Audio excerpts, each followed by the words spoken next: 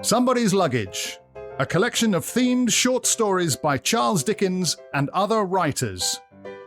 Eminent London head waiter Mr. Christopher has discovered and purchased a mysterious set of luggage that had been abandoned by its owner in the private hotel and dining establishment where he works. In specific items of the luggage, there is a set of handwritten papers, each containing a story written by the luggage's owner, who is known only to Mr. Christopher as Somebody. Episode 2. Discovered in his boots. The story of Mr. the Englishman Abroad by Charles Dickens. Eh? Well then, Monsieur Mutuel, what do I know? What can I say? I assure you that he calls himself Monsieur the Englishman. Pardon? But I think it is impossible. It is, my cherished Madame Bouclet, I think impossible. Eh? But it is not impossible that you are a pig. See then, look there, read. On the second floor, Monsieur Langley, is not so? It is so. Good. Continue your morning walk. Get out. The documentary evidence to which Madame Bouclet referred was the list of her lodgers posted up in the side of her gateway for the information of the police. Au second, Monsieur Langley, propriétaire. On the second floor, Mr. the Englishman, man of the property. And so it stood. Nothing could be plainer. Ha! Madame Bouclet let out all her house overlooking the Grande Place in flats or floors, and lived up the yard behind in company with her husband Monsieur Bouclet, great at billiards, an inherited brewing business, several fowls, 2 carts, a nephew, a little dog in a big kennel, a grapevine, a counting house, 4 horses, a married sister with a share in the brewing business, the husband and 2 children of the married sister, a parrot, a drum and fife, 2 billeted soldiers, a quantity of pigeons, a small fountain, and half a dozen large sunflowers. In taking his apartment, the Englishman had given his name correctly to the letter as Langley, but as he had a British way of not opening his mouth very wide when on foreign soil, except at mealtimes, the locals had been able to make nothing of it but Langley, and so he remained. Bonjour, Monsieur Langley. Bonjour, madame. Never saw such people. Never did in my life. These chaps are no more like soldiers than... What a swarm! From the Grande Place, where a few awkward squads from the last conscription were doing the goose step, and at every corner of the town wall, guardhouse, gateway, sentry box, drawbridge, reedy ditch and rushy dyke, the town was pretty well all soldiers. What would the sleepy old town have been without the soldiers? On market days alone, the town's Grande Place suddenly leapt out of bed. On market day, there instantly arose the liveliest bulls and stools, sittings and standings, and a lively hum of chaffering and huckstering from many hundreds of tongues, with a pleasant though peculiar blending of colours, white caps, blue blouses and green vegetables. And now, by long, low-lying avenues of trees and along the dikes, ditches and canals, in donkey cart, wagon and cabriolet, came peasant men and women in flocks, bringing their articles for sale, boots and shoes, sweetmeats, milk and cream, butter and cheese, fruits, onions, carrots, and all things for your soup. Here you had poultry, flowers and protesting pigs, and there shoes, axes and spades. However, today was not one of the Grande Place's days for getting out of bed. These fellows are billeted everywhere about, making themselves generally useful in every sort of unmilitary way. It is most ridiculous. I never saw such a set of fellows. Never did in my life. There is Private Valentine in that very house, acting as sole housemaid, valet, cook, steward, and nurse to the family of his captain, cleaning the floors, making the bed, and all with equal readiness. Or to go no further than next door, at the barber's, there is Corporal Theophile. No, he's not there at present. There's the child, though. Oh, I thought as much. The corporal is there. A mere mite of a girl stood on the steps of the barber's shop looking across the place, dressed in a small white linen cap which small French country children wear. She was looking intently for someone amongst the drilling soldiers. Dismiss! My darling Babel! Ha ha ha! Come into the house.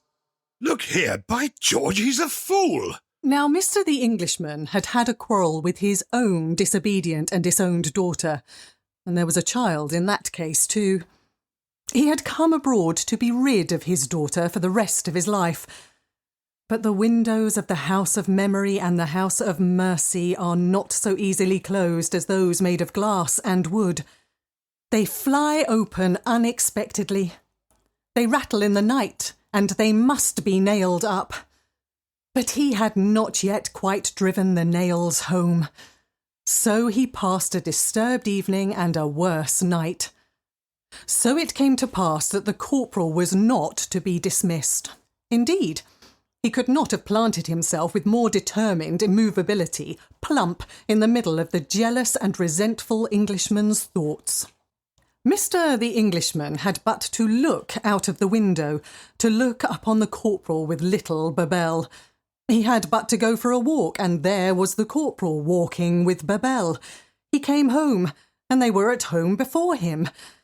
If he looked out of his back windows early in the morning, the corporal was in the barber's backyard washing and dressing and brushing Babel. Always corporal and always Babel. Never Babel without corporal. He was not particularly strong in the French language as spoken. For this reason, Mr. the Englishman had to gird up his loins considerably before he could bring himself to the point of exchanging ideas with Madame Bouclet on the subject of this corporal and Babel as she looked in one morning. Mon Dieu, monsieur, I am in a state of desolation. The lamp maker has not sent me the lamp that I asked him to repair. He truly is a lamp maker against whom the whole world shrieks out. Madam, that baby... Pardon, monsieur. That lamp? No, the little girl. Pardon, one cannot light the little girl or send her to be repaired? The little girl at the house of the barber. Ah, little Babel. Yes. And her friend the corporal? Yes. So genteel of him, is it not? He is not... Not at all. He is not one of her relations, not at all. Why, then he... Perfectly, you are right, monsieur. It is so genteel of him. The less relation, the more genteel, as you say. Is she... The child of the barber? Not at all. She is the child of, in a word, no one. Well, the wife of the barber, then? Undoubtedly, as you say. The wife of the barber receives a small amount of money to take care of her. So much by the month. It is without doubt very little, for we are all poor here. You are not poor, madame. As to my lodgers, no. As to all things else, so. You flatter me, madame. Monsieur, it is you who flatter me in living here. Does this mean that... Oh, no, monsieur, certainly not. The wife of the barber is not cruel to the poor child, but she is careless. Her health is delicate, and she sits all day looking out of the window. Consequently, when the corporal first came, the poor little Babel was much neglected. It is a curious name. Name? That Babel? Again, you are right, monsieur, but it is a playful name for Gabrielle. And so the child is a mere fancy of the corporal's? Ah, well, one must love something. Human nature is weak. devilishly weak. And the corporal being billeted at the barber's, where he will probably remain a long time, for he is attached to the general, and finding the poor, unowned child in need of being loved, and finding himself in need of loving, why, there you have it all, you see. Now I must go. Au revoir. Au revoir, madame. I shouldn't mind it so much if these people were not so sentimental. There was a cemetery outside the town, and it happened that Mr. the Englishman took a walk there that afternoon. To be sure, there were some wonderful things in it, and of a certainty in all Britain you would have found nothing like it. Not to mention the fanciful flourishes of hearts and crosses in wood and iron that were planted all over the place. There were so many wreaths upon the graves, embroidered as they might be to mothers, daughters, fathers, brothers, or sisters. There were so many little gardens or grottos made upon the graves with plants and shells and plaster figures and porcelain pictures and so many odds and ends. Nothing of the solemnity of death here. But these people are, by way of compensation, they are so sentimental. His way back led by the military training ground.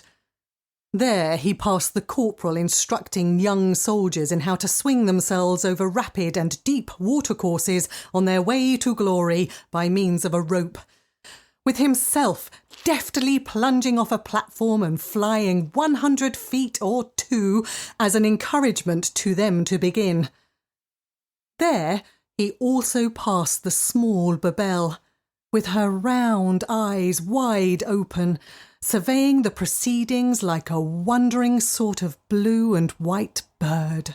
If that child was to die, and it would almost serve the fellow right for making such a fool of himself, I suppose we should have him sticking up a reef in that fantastical burying ground.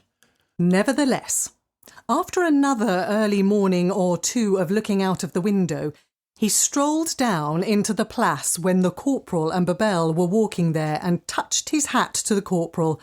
An immense achievement. Good day, Corporal. Good day, monsieur. This is a rather pretty child you have here. Monsieur, she is a very pretty child. And good? Very good. Poor little thing. Monsieur Théophile, I believe. It is I, monsieur. Permit me, sir. The Englishman shook him heartily by the hand, turned and walked away, to be met by the pleased approval of old Monsieur Mutuel. Monsieur! Well, old walnut shell, and what business is it of yours? Mr. the Englishman spent many weeks of disturbed evenings and worse nights, constantly experiencing those windows in the houses of memory and mercy being rattled after dark. Likewise, he spent many weeks daily improving his acquaintance with the corporal and Babel. He took Babel by the chin and the corporal by the hand, and offered Babel halfpennies and the corporal cigars. But he did it in a shamefaced way, and always took it extremely ill that Monsieur Mutuel, in his patch of sunlight, should note what he did. In a word, it had become the occupation of Mr. the Englishman's life to look after the corporal and little Babel, and to resent the old Monsieur Mutuel looking after him.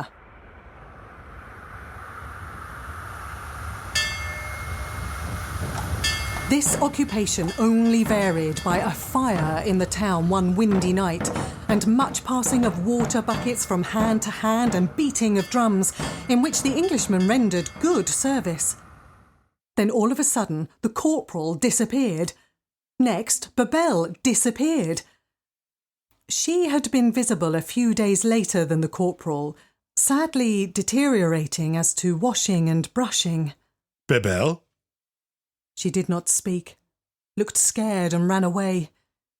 In his shamefaced and constrained way, Mr. the Englishman asked no questions of anyone, but watched from his windows, lingered about the bare and barren Grande Place, peeping in at the barber's shop, with a whistling and humming pretence of not missing anything, until another encounter. Ah, it is sad. Alas, it is unhappy, it is sad. What business. At least I would say. What do you mean, Monsieur Mutuel? Our corporal. Alas, our dear corporal. What has happened to him? You have not heard? No. At the fire. But he was so brave, so ready. Ah, too brave. May the devil carry you away. I beg your pardon. I am not accustomed to speak French. Go on, will you? And a falling beam? Good God! It was a private soldier who was killed. No. A corporal. The same corporal, our dear corporal. The funeral was touching, penetrating. What business? Monsieur the Englishman, I honor those emotions.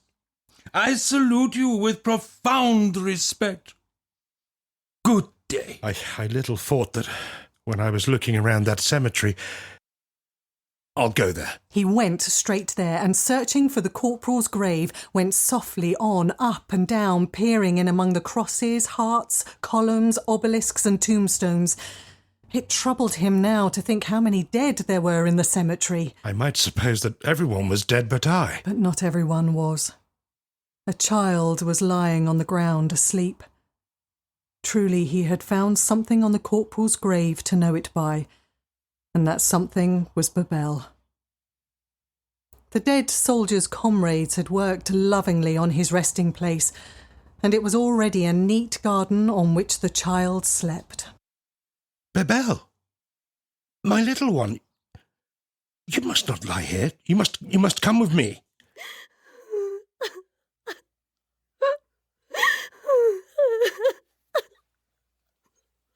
Shh. We will go and seek Théophile. We will go and look for him in England. We will go and look for him at my daughter's, Babel. Shall we find him? We shall find the best part of him there. Come with me, my poor forlorn little one. Heaven is my witness, Corporal Théophile, that I thankfully accept this trust. In his arms, she was soon asleep again. It was a long way for a child to have come alone. He looked at her worn shoes, her galled feet and tired face, and believed that she had come there every day. In leaving the corporal's resting place, he stopped, looking down wistfully at it and the other graves around. I think I should like to do it. No one is looking. He repaired to the lodge, where little tokens of remembrance were sold, and bought 2 wreaths, one blue, white and glistening silver, the other a more sober red, black and yellow, both with the words, "To my friend." With these, he went back to the grave and, with the brighter wreath, he guided the child's hand to hang it on the grave's cross, before hanging his own wreath there.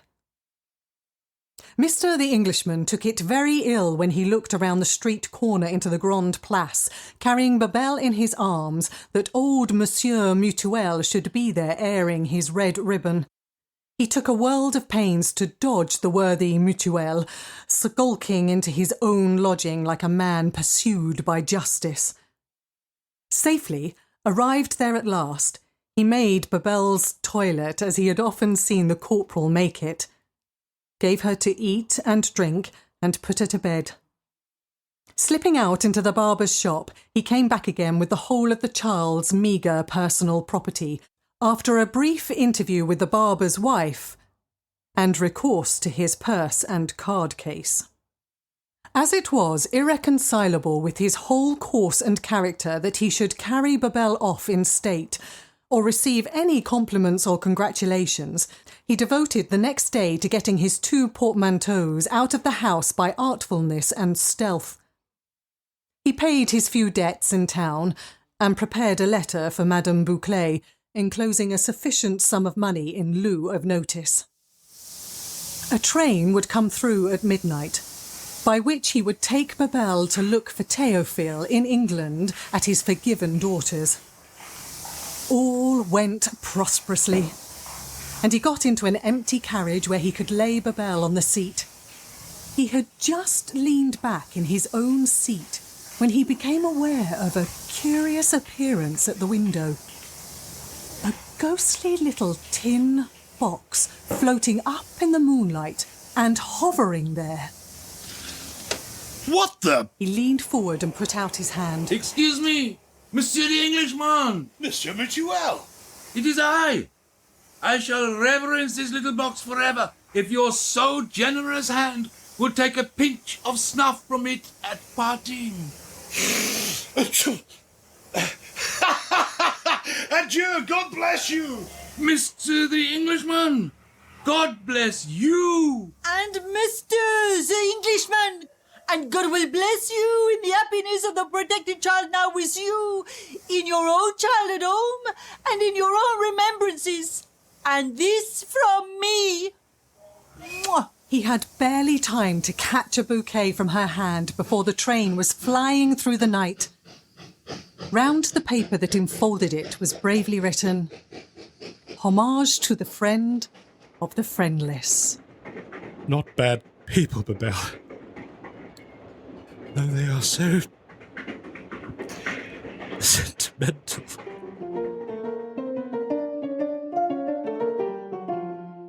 In the next episode of Somebody's Luggage, we will take to the high seas and the amazing story of shipwreck on an iceberg. The story of Mr. the Englishman Abroad, episode 2 of Somebody's Luggage, featured the considerable talents of Lisa Nightingale as the narrator and Mike Gravano as Langley, the Englishman. S.J. Vant was Madame Bouclet, Jim Newberry filled in as Corporal Théophile, and Mike Ayres inhabited Monsieur Mutuel. The episode was adapted, produced and directed by Jim Newberry, with all sound engineering and effects provided by the technical skill of Mr. Robbie Burgess. It is a joint venture between Revenge FM and Uptick Productions.